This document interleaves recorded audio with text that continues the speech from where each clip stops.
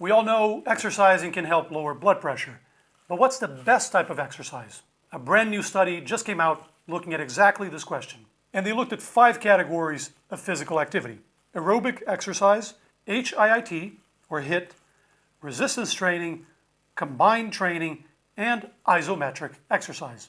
If you're not familiar with some of these, don't worry, here are some examples. Aerobic exercise is basically cardio, like running or cycling. HIIT or HIIT stands for high intensity interval training, and it's pretty popular.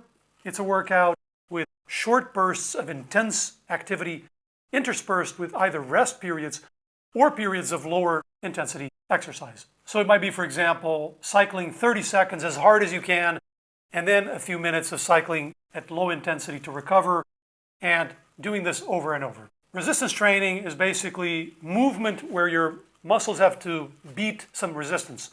So it could be lifting weights, it could be body weight exercises. Combined training is a combo, as the name indicates. So doing both weights and cardio, for example, combined would be one example. And then isometric exercise. Isometric means same length. So basically there's no movement. It's like holding a contraction in place. So one example would be planks or holding a wall squat. Okay, so which one was better for blood pressure? I was actually pretty surprised by the results. So if you want to guess, pause the video, take your time, place your bets.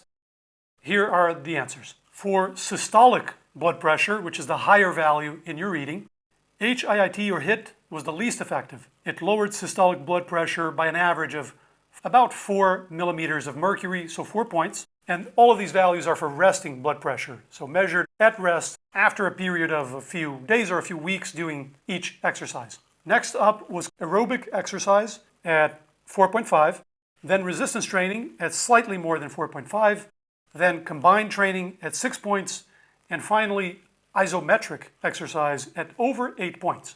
If any of you guessed that, feel free to gloat in the comments, because I did not expect that. For diastolic blood pressure, which is the lower number in your reading, it was generally similar with 1 or 2 differences. Aerobic, combined training, and HIIT all lowered about 2.5 points average. Resistance training, 3 points, and isometric exercise, 1 again with 4 points. Next, they broke down these categories into specific exercises, which is really good to know. So for systolic blood pressure, walking, which is a light type of aerobic, was the least effective. Then resistance training, toward the middle range, sprint interval training, which is basically a type of HIIT with short bursts of sprinting interspersed with rest periods.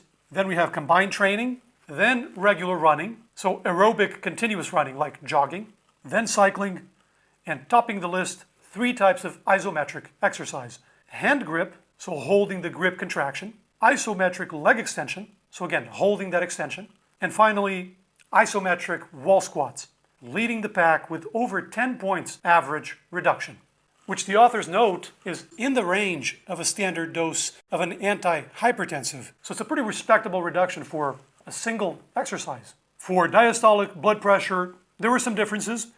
Isometric exercises still ranked really well, but the main difference was that running was now number 1 for diastolic pressure reduction, whereas for systolic, it had ranked lower. Needless to say, any exercise is better than no exercise. So pick something that you actually enjoy so you can keep doing it. Because the main obstacle we have is people stop doing it altogether. Or they never start because it seems like such a drag. For people who want to try some isometric exercises, like the isometric wall squats, which top the list for systolic blood pressure reduction, one common protocol is 2 minutes of the exercise, then a few minutes rest, and then another 2 minutes of exercise, and doing this 4 times, so 4 cycles, 3 times a week. And you can vary the angle to match your physical capacity. Higher at first, gradually lower as you get better, and really low for the pros. For more tips on how to lower blood pressure, we made a whole video about salt with some great actionable tips. And here are some tips on how to lower your ApoB with food. Also good for the heart. Check those out. I'll see you over there.